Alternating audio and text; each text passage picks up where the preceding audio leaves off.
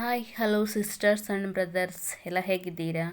ನಾನು ಚೆನ್ನಾಗಿದ್ದೀನಿ. ಹಾಗೆ ಇದು ಗಣೇಶ ಹೋಗ್ತಾಯಿತ್ತು ಮೆರವಣಿಗೆ ನಮ್ಮ ಮನೆಯಿಂದ ಮೇಲ್ಗಡೆ ರೋಡಲ್ಲಿ. ಹಾಗಾಗಿ ಹಂಗೆ ಒಂದು ಕ್ಲಿಪ್ನ ತೊಗೊಂಡೆ. ಹಾಗೆ ಇದು ಮಾರ್ನಿಂಗು ಬೆಳಗ್ಗೆ ಎದ್ದು ಬಿಸಿನೀರೆಲ್ಲ ಕುಡಿದು ಮೇಲಕ್ಕೆ ಬಂದಿದ್ದೆ.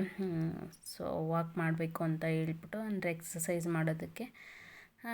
ಹಾಗಾಗಿ ಹಂಗೆ ಒಂದು ಕ್ಲಿಪ್ನ ತೊಗೊಂಡೆ. ಹಾಗೆ ಯಾರೆಲ್ಲ ನಮ್ಮ ಚಾನೆಲ್ನ ಹೊಸ್ದಾಗಿ ನೋಡ್ತಾ ಇದ್ದೀರಾ ಪ್ಲೀಸ್ ಸಬ್ಸ್ಕ್ರೈಬ್ ಮಾಡ್ಕೊಂಡು ನೋಡಿ. ವಿಡಿಯೋ ಇಷ್ಟ ಆಯಿತು ಅಂದರೆ ಲೈಕ್ ಮಾಡಿ, ಕಮೆಂಟ್ ಮಾಡಿ, ಶೇರ್ ಮಾಡಿ. ಹಾಗೆ ಇವತ್ತು ಟಿಫನ್ಗೆ ಆಲೂಗಡ್ಡೆ ಪಲ್ಯ ಮಾಡೋದಕ್ಕೆ ಅಂತ ಹೇಳ್ಬಿಟ್ಟು ಆಲೂಗಡ್ಡೆ ಬೇಯೋದಕ್ಕೆ ಇಡಮ್ಮ ಅಂತ ಹೇಳಿದೆ ನನ್ನ ಮಗಳಿಗೆ. ಅವಳು ಆಲೂಗಡ್ಡೆಗೆ ಉಪ್ಪು ಹಾಕೋಕೆ ಹೋಗ್ತಿದ್ಲು. ಹಾಕಬಾರ್ದು ಆಲೂಗಡ್ಡೆಗೆ ಉಪ್ಪು. ಹಾಗೆ ಕುಕ್ಕರ್ ಕೂಗಿಸಿ ಒಂದು 5 ವಿಷಲ್ ಬೇಯಿಸು, ನಾನು ಅಷ್ಟರಲ್ಲಿ ಮೇಲೆ ಹೋಗಿ ವಾಕ್ ಮುಗಿಸ್ಕೊಂಬರ್ತೀನಿ, ಆಮೇಲೆ ತಿಂಡಿ ಮಾಡಿದ್ರೆ ಆಯಿತು ಅಂತ ಹೇಳಿದೆ. ಇವತ್ತು ಈದ್ ಮಿಲಾದ್ ಇದ್ದಿದ್ದರಿಂದ ಸೋಮವಾರ, ಸೊ ರಜಾ ಮಕ್ಕಳಿಗಿಬ್ರಿಗೂ. ನನಗೆ ಮಾತ್ರ ಕೆಲಸ ಐತೆ, ಯಾಕಂದರೆ ನಮಗೆ ಗೌರ್ಮೆಂಟ್ ಹಾಲಿಡೇಸ್ ಎಲ್ಲ ಏನು ರಜೆ ಇರೋಲ್ಲ, ಹಬ್ಬಗಳಿಗೆ ಮಾತ್ರ ರಜೆ ಕೊಡ್ತಾರೆ. ಸೊ ನಮ್ಮದು ಪ್ರೈವೇಟ್ ಕಂಪ್ನಿ. ಹಾಗೆ ದೋಸೆಗೆ ಹಿಟ್ಟು ರುಬ್ಬಿಕ್ಕಿದ್ರಿಂದ ನೋಡ್ತಾ ಇರ್ಬೋದು, ದೋಸೆ ಹಿಟ್ಟು ಕೂಡ ಚೆನ್ನಾಗಿ ಉಬ್ಬಿದೆ. ಸೊ ಇವಾಗ ಬೆಳಗ್ಗೆ ತಿಂಡಿಗೆ ದೋಸೆ ಮತ್ತು ಆಲೂಗಡ್ಡೆ ಪಲ್ಯ ಮಾಡಬೇಕು. ಹಾಗೆ ಎಷ್ಟೊಂದು ಜನ ಕೇಳ್ತಾಯಿದ್ರು ನೀವು ವರ್ಕ್ ಮಾಡೋದೆಲ್ಲಿ ಅಂತ ಹೇಳ್ಬಿಟ್ಟು. ಸೊ ನಾನು ವರ್ಕ್ ಮಾಡೋದೊಂದು ಪ್ರೈವೇಟ್ ಕಂಪ್ನಿಲಿ. ಏನು ಕಂಪ್ನಿ ಅಂತಂದರೆ ಫುಡ್ ಟೇಸ್ಟಿಂಗ್ ಇರುತ್ತಲ್ಲ, ಅಂತಂದರೆ ಈಗ ಪ್ಯಾಕೆಟ್ ಫುಡ್ ಬರುತ್ತಲ್ವ, ಬಿಸ್ಕೆಟ್ಸು, ಚಾಕ್ಲೇಟು, ಹಾಗೆ ಕೇಕು ಎಲ್ಲವ. ಸೊ ಅದನ್ನು ಮ್ಯಾನುಫ್ಯಾಕ್ಚರಿಂಗ್ ಮಾಡ್ತಾರಲ್ವ, ಲೇಸು, ಕುರ್ಕುರೆ, ಈ ಥರ ಯಾವುದೇ ಪ್ಯಾಕೆಟ್ ಫುಡ್ಡು ಬರುತ್ತಲ್ವ, ಅದನ್ನು ಮ್ಯಾನುಫ್ಯಾಕ್ಚರಿಂಗ್ ಮಾಡ್ತಾರೆ. ಬಟ್ ಅದು ಮ್ಯಾನುಫ್ಯಾಕ್ಚರಿಂಗಿಗೆ ತಿನ್ನೋದಕ್ಕೆ ಕರೆಕ್ಟಾಗಿ ಇದೆಯಾ ಇಲ್ವಾ ಅಂತ ಹೇಳ್ಬಿಟ್ಟು, ಮತ್ತು ಅದನ್ನು ಅಷ್ಟು ದಿವಸ ಕೆಡ್ದಂಗೆ ಇಡಬೇಕು ಪ್ಯಾಕ್ ಮಾಡಿ ಅಂತಂದರೆ ಅದಕ್ಕೆಲ್ಲ ಏನೇನು ಟೆಸ್ಟಿಂಗ್ ಆಗಬೇಕು ಲ್ಯಾಬಲ್ಲಿ, ಹಾಗೆ ಏನೇನು ಇನ್ಸ್ಟ್ರೂಮೆಂಟ್ಸ್ಗಳು ಬೇಕಾಗಿರ್ತವೆ, ಕೆಮಿಕಲ್ಸು, ಗ್ಲಾಸ್ವೇರ್ಸು ಎಲ್ಲ ಬೇಕಾಗಿರ್ತವಲ್ಲ, ಅದನ್ನೆಲ್ಲ ಸೇಲ್ಸು ಸರ್ವೀಸು ಮಾಡೋ ಕಂಪ್ನಿ. ಅಂದರೆ ಚಿಕ್ಕ ಕಂಪ್ನಿನೇ, ಒಂದು 6-7 ಜನ ಕೆಲಸ ಮಾಡ್ತೀವಿ ಅಷ್ಟೇ ನಾವು. ಮತ್ತು ಇದು ಮಾರ್ನಿಂಗು ಬೆಳಗ್ಗೆ ಬಂದೆ ಮೇಲ್ಗಡೆ. ಹಾಗೆ ಕೆಟಲ್ ಹೇಳಿದ್ನೆಲ್ಲ ತೊಗೊಂಡಿದ್ದು ಅಮೆಝಾನಿಂದ ಈ ರೀತಿ ಆಯಿತು ಅಂತ ಹೇಳ್ಬಿಟ್ಟು. ಸೊ ನಾನು ಬೈಬ್ಯಾಕ್ ಕೊಟ್ಟಿದ್ದೆ, ಅಂದರೆ ರಿಪ್ಲೇಸ್ಮೆಂಟಿಗೆ ಕೊಟ್ಟಿದ್ದೆ. ಬಟ್ ಅವರು ಹಳೇದು ತೊಗೊಂಡೇ ಹೋಗಲಿಲ್ಲ. ಹಳೇದು ಶಾಕ್ ಹೊಡಿತಾಯಿತ್ತು ಮುಟ್ಟಿದ್ರೆ, ಹಾಗೆ ಆನ್ ಆಗ್ತಾ ಇರಲಿಲ್ಲ.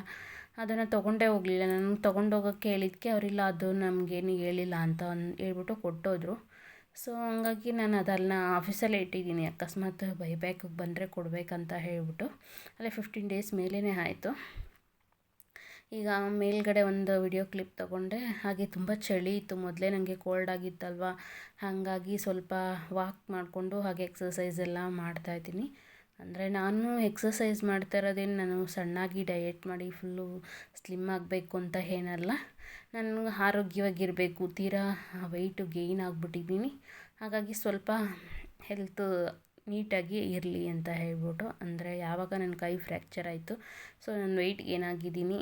ಆ ಗೇನ್ ಆಗಿರೋದ್ರಿಂದನೇ ನಾನು ಮತ್ತು ಬೋನು, ಮಸಲ್ಸು ಏನೂ ಸ್ಟ್ರಾಂಗ್ ಆಗಿಲ್ಲ. ಸೊ ಅದೆಲ್ಲ ಸ್ಟ್ರಾಂಗ್ ಆಗಬೇಕು ಅಂತಂದರೆ ಸ್ವಲ್ಪ ಎಕ್ಸಸೈಸ್ ಮಾಡಬೇಕು ಅಂತ ಹೇಳ್ಬಿಟ್ಟು ಬಂದು ಇಲ್ಲಿ ನನಗೆ ತಲೆಗೆ ಉಳಿಯೋಂಥವು, ಹಾಗೆ ನನಗೆ ಯಾವ್ದು ಈಸಿ ಅನಿಸುತ್ತೆ, ತೀರಾ ಹೆವಿನೂ ಮಾಡೋದಕ್ಕಾಗೋದಿಲ್ಲ ನನಗೆ ಅಂದರೆ ಬಾಡಿ ಪೇಯ್ನ್ ಬರೋದು, ಇಲ್ಲ ಹೊಟ್ಟೆ ನೋವು ಬರೋದು, ಇಲ್ಲ ಎಕ್ಸ್ಟ್ರಾ ಏನಾದರೂ ನನಗೆ ಒಂಥರ ಬಂದ್ಬಿಡುತ್ತೆ. ಅಂದರೆ ನನ್ನದು ತುಂಬ ಸೆನ್ಸಿಟಿವ್ ಬಾಡಿ, ಮತ್ತು ನಾನು ಕೂಡ ಸೆನ್ಸಿಟಿವೇನೇ, ನನ್ನದು ಹೆಲ್ತು ಕೂಡ. ಹಾಗಾಗಿ ಎಕ್ಸ್ಟ್ರಾ ಏನಾದರೂ ಬಂದ್ಬಿಡುತ್ತೆ ಅಂತ ಹೇಳ್ಬಿಟ್ಟು ನನಗೆ ಎಷ್ಟು ಆಗುತ್ತೆ ಅಷ್ಟು, ಹಾಗೆ ನನಗೇನಾದರೂ ತಲೆಗೆ ಉಳಿಯೋಂಥವು ಚಿಕ್ಕ ಪುಟ್ಟ ಎಕ್ಸಸೈಸ್ಗಳನ್ನ ನಾನು ಮಾಡ್ತಾಯಿರ್ತೀನಿ. ನೀವು ನೋಡ್ತಾ ಇರ್ಬೋದು. ಹಾಗೆ ಕಿವಿಗೆ ಚಳಿ ಆಗ್ತಿತ್ತು ಅಂತ ಅದು ನನ್ನ ಮಗಳದನ್ನ ಹಾಕ್ಕೊಂಡಿದ್ದೀನಿ. ಹಾಗೆ ಎಕ್ಸಸೈಸ್ ಮುಗಿಸ್ಕೊಂಬಂದು ಸ್ವಲ್ಪ ಬಿಸಿನೀರು ಕುಡಿದೆ, ಹಾಗೆ ಕಾಫಿನೂ ಕುಡಿದೆ ಇವತ್ತು. ಯಾಕಂತಂದರೆ ಹುಷಾರಿರಲಿಲ್ಲ, ಹಾಗಾಗಿ ಸ್ವಲ್ಪ ಬಿಸಿ ಬಿಸಿ ಕಾಫಿ ಕುಡಿದೆ. ಇಲ್ಲಿ ಆಲೂಗಡ್ಡೆ ಪಲ್ಯ ಮಾಡ್ತಾ ಇದ್ದಾಳೆ ನನ್ನ ಮಗಳು. ಇಬ್ಬರು ಕಿತ್ತಾಡ್ತಾ ಇದ್ದಾರೆ. ಅವ್ರಿಗೆ ಈ ಥರ ನಾನ್ ಸ್ಟಿಕ್ ಪಾತ್ರೆಯಲ್ಲಿ ಈ ಥರ ಅದು ಸಿಲಿಕಾನ್ದು ಸ್ಪ್ಯಾಚುಲ ಐತಲ್ಲ, ಅದರಲ್ಲಿ ಈ ಥರ ಎಲ್ಲ ಮಾಡೋದಕ್ಕೆ ಇಷ್ಟ. ಹಾಗಾಗಿ ನನ್ನ ಚಿಕ್ಕ ಮಗಳು ದೊಡ್ಡ ಮಗಳು ನಾನು ಮಾಡ್ತೀನಿ ಅಂತ ಹೇಳಿ ಕಿತ್ತಾಡ್ತಾಯಿದ್ರು. ಸೊ ಯಾರಾದರೂ ಸರಿ ಒಬ್ಬರು ಮಾಡಿ ಅಂತ ಹೇಳ್ಬಿಟ್ಟು ಹೇಳಿದೆ. ಹಾಗೆ ನನ್ನ ದೊಡ್ಡ ಮಗಳು ಕರಿಬೇವು, ಜೀರಿಗೆ, ಸಾಸಿವೆ ಹಾಕೋದೆಲ್ಲ ಮರ್ತುಬಿಟ್ಟವಳೆ. ಹಂಗಾಗಿ ಹೇಳ್ತಾಯಿದ್ದೆ ಕರಿಬೇವು ಹಾಕಿದ್ಯಾ, ಜೀರಿಗೆ ಹಾಕಿದ್ಯಾ, ಸಾಸಿವೆ ಹಾಕಿದ್ಯಾ ಅಂತ. ಅದು ಏನೋ ಗೊತ್ತಿಲ್ಲ, ಮಕ್ಕಳು ಮರ್ತು ಬಿಡ್ತಾರೆ ಅನಿಸುತ್ತೆ ಅಡುಗೆ ಮಾಡುವಾಗ. ಸೊ ಮತ್ತು ಮಸಾಲೆ ಎಲ್ಲ ಹಾಕ್ಬಿಟ್ಟು ಒಂಥರ ಮಾಡಿದ್ಲು, ಚೆನ್ನಾಗಿ ಇಷ್ಟ ಆಗಲಿಲ್ಲ. ಉಪ್ಪು ಕಮ್ಮಿ ಹಾಕಿದ್ಲು. ಅಂದರೆ ಏನು ಅಂತಂದರೆ ಅಡುಗೆ ವಿಷಯದಲ್ಲಿ ಮಾತ್ರ ನನಗೆ ನನ್ನ ಮಗಳು ಮಾಡೋದು ಅಷ್ಟು ಇಷ್ಟ ಆಗೋಲ್ಲ. ಬಟ್ ಹೇಳ್ತಾರಲ್ಲ, ನನ್ನ ಮಕ್ಳಿಗೆ ನಾನು ಮಾಡೋದಕ್ಕಿಂತ ಅವ್ರ ಅಜ್ಜಿ ಮಾಡೋದಿಷ್ಟ. ನನಗೆ ನಮಗೆಲ್ಲವ ನಮ್ಮ ಅಜ್ಜಿ ಮಾಡ್ತಿದ್ದಿದ್ದು ಇಷ್ಟ, ನಮ್ಮ ಅಮ್ಮನಿಗಿನ್ನ. ಹಂಗೆ ಮಕ್ಕಳಿಗೆ ತಾಯಿದಿರಿಗಿನ್ನ ಅಜ್ಜಿ ಮಾಡೋದು ಇಷ್ಟ ಆಗುತ್ತೆ.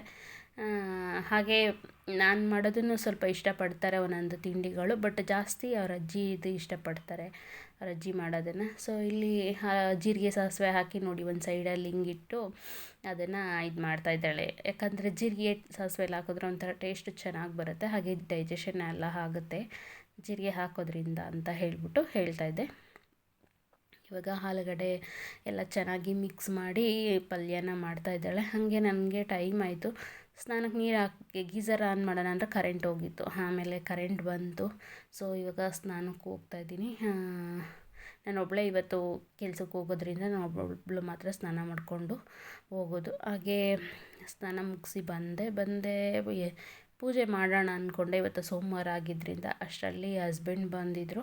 ಸೊ ಅವರು ಸ್ನಾನ ಮಾಡ್ಕೊಂಡು ಪೂಜೆ ಮಾಡ್ತಾರೆ, ಹೇಳ್ಬಿಡು ನಿಮ್ಮ ಅಪ್ಪನಿಗೆ ಪೂಜೆ ಮಾಡೋದಕ್ಕೆ ಅಂತ ಹೇಳ್ಬಿಟ್ಟು. ದೋಸೆ ಕಿತ್ತೋಗ್ತಾಯಿತ್ತಮ್ಮ, ಯಾಕೋ ಹಾಕೋಕ್ಕೆ ಬರ್ತಾಯಿಲ್ಲ ಅಂತ ಇದ್ಲು. ಸರಿ ನಾನು ಬಂದು ಹಾಕ್ಕೊಡ್ತೀನಿ ಬಿಡು ಅಂತ ಹೇಳ್ಬಿಟ್ಟು ಸ್ನಾನ ಮುಗಿಸಿ ಈ ರೀತಿ ಹಾಕಬೇಕು ಅಂತ ಹೇಳ್ಕೊಡ್ತಾಯಿದ್ದೀನಿ. ಅದು ಏನಕ್ಕೆ ಅಂತಂದರೆ ನಾನು ದೋಸೆ ಹಾಕೋದಕ್ಕೆ ಅಂತಲೇ ಬೇರೆ ತವ ಇಟ್ಕೊಂಡಿದ್ದೆ, ಅಂದರೆ ಇದು ಪ್ರೆಸ್ಟೀಜ್ದಿದ್ದ. ಬಟ್ ಅವ್ರು ಏನು ಮಾಡ್ಬಿಟ್ಟಿದ್ದಾರೆ, ನನ್ನ ಚಿಕ್ಕ ಮಗಳು ಮನೆ ಚಪಾತಿನೂ ಇದರಲ್ಲೇ ಬೇಯಿಸಿದ್ದಾಳೆ. ಚಪಾತಿ ಹಾಗೆ ರೊಟ್ಟಿ ಮತ್ತು ದೋಸೆ ಎಲ್ಲ ಒಂದೇ ತವದಲ್ಲಿ ಮಾಡೋಕ್ಕೋದ್ರೆ ಕಿತ್ತೋಯ್ತವೆ ದೋಸೆಗಳು, ನೀಟಾಗಿ ಬರೋಲ್ಲ. ಸೊ ಹಂಗಾಗಿ ಈ ಥರ ಮಾಡು ಅಂತ ಹೇಳ್ಬಿಟ್ಟು ಹೇಳ್ತಾಯಿದ್ದೆ. ಸ್ವಲ್ಪ ಆಯಿಲೆಲ್ಲ ಹಾಕಿ ಸ್ವಲ್ಪ ಮಂದಕ್ಕೆ ಮಾಡು, ಸೆಟ್ ದೋಸೆ ಥರನೇ ಅಂತ ಹೇಳಿದೆ.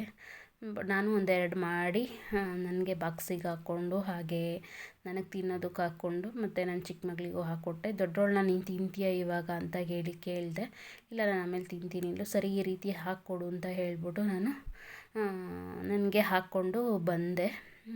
ಹಾಗೆ ದೋಸೆಗೆ ಅಂತಲೇ ಒಂದು ಹಳೆ ತವ ಚಪಾತಿಗೆ ಅಂತಲೇ ಒಂದು ಹಳೆ ತವ ಇಟ್ಕೊಂಡಿದ್ದೀನಿ.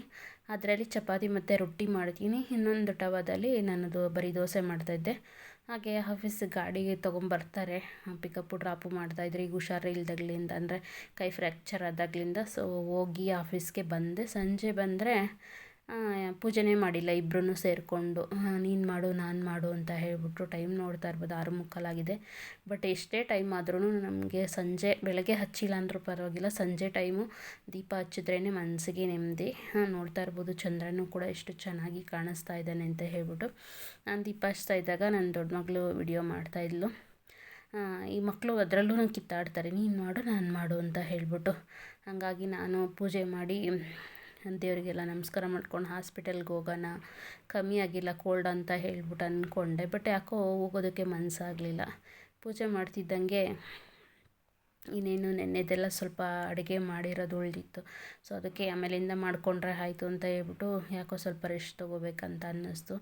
ಹಾಗಾಗಿ ಬೇರೆ ಏನು ಮಾಡಲಿಲ್ಲ. ಹಾಗೆ ಆಚೆ ಕಡೆ ಮಕ್ಕಳು ಕ್ಲೇ ಇರುತ್ತಲ್ವ, ಸೊ ಆ ಕ್ಲೇನಲ್ಲಿ ಅವ್ರ ಅಪ್ಪ ಅಮ್ಮನ ಹೆಸರನ್ನ ಬಿಡಿಸ್ತಾಯಿದ್ರು. ಇಲ್ಲಿ ನನ್ನ ಚಿಕ್ಕ ಮಗಳು ನನ್ನ ಹೆಸರು, ನನ್ನ ಹಸ್ಬೆಂಡ್ ಹೆಸರು ಬಿಡಿಸಿದ್ರೆ, ಪಕ್ಕದ ಮನೆ ಹುಡುಗರು ಅವ್ರ ಅಪ್ಪ ಅಮ್ಮನ ಹೆಸರು ಬರೆಸ್ಬಿಟ್ಟು ಮೈ ಲೈಫ್ ಅಂತ ಬರೆದಿದ್ರು. ಅದು ನೋಡ್ತಾ ಇರ್ಬೋದು, ಕಾಣಿಸಲ್ಲ ಯಾಕಂದರೆ ಅದು ಬ್ಲೂ ಕಲರ್ ಇತ್ತು. ಹಾಗೆ ಬ್ಲ್ಯಾಕ್ ಕಲರ್ ಟೈಲ್ಸ್ ಮೇಲೆ, ಅಂದರೆ ಗ್ರಾನೈಟ್ ಮೇಲೆ ಕಾಣಿಸ್ತಾ ಇಲ್ಲ ನೀಟಾಗಿ. ಬಟ್ ನಾನು ಆದಷ್ಟು ಹಂಗೆ ವಿಡಿಯೋ ಕ್ಲಿಪ್ನ ತಗೊಂಡೆ.